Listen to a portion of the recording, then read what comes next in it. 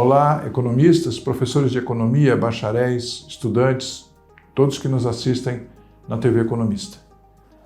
Em 1943, quando foi assinada a CLT, a Consolidação da Lei do Trabalho, a profissão de economista foi considerada como uma profissão liberal. O que é uma profissão liberal?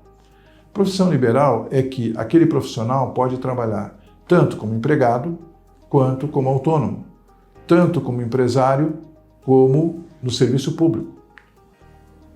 Muitas vezes, até pela quantidade de trabalho que havia e o número pequeno de economistas, boa parte foi optar por ser empregado, seja empregado público, seja empregado particular. Mas esta, na minha opinião, desculpem os que pensam em contrário, não é a decisão final, e não é o destino final dos economistas. Eu acho que sempre que possível, é claro, resguardado o seu sustento, a sua segurança, a segurança da sua família, eu penso que todos os economistas deviam se encaminhar, como a maioria hoje já se encaminha, para ser profissional liberal.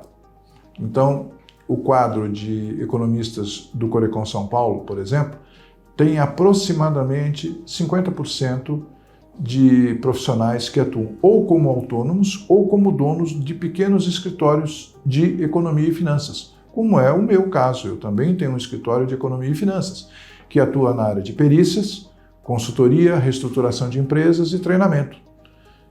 Estas áreas, para mim, são simples porque eu sempre trabalhei nelas e tenho conhecimento teórico e prático. Mas outros colegas terão de outro, como, por exemplo, a área de produção. O melhor livro de administração de produção que eu conheço não foi escrito por um engenheiro, embora haja livros de engenheiro, foi escrito por um economista, que estudou a produção sob o enfoque econômico e, com isso, ajuda as empresas a melhorar o seu desempenho. Quando eu trabalho na reestruturação de empresas, eu tenho uma visão global de tudo aquilo que acontece na empresa. Dizia um saudoso dirigente das instituições dos economistas, do Conselho Federal de Economia, do Conselho Regional de Economia do Paraná, que o economista enxerga a floresta e depois ele enxerga a árvore. Então, enxergar só a árvore, que é o pequeno, ajuda você a entender aquele pedaço, mas quem enxerga a floresta, enxerga a árvore dentro da floresta. Por isso é que nós levamos certa vantagem, porque nós conseguimos ajudar uma empresa, por exemplo, a se reestruturar, considerando o mercado dela, considerando as circunstâncias, considerando as influências do ambiente, fazendo essa análise do ponto de vista econômico, do ponto de vista financeiro e dando soluções para a empresa.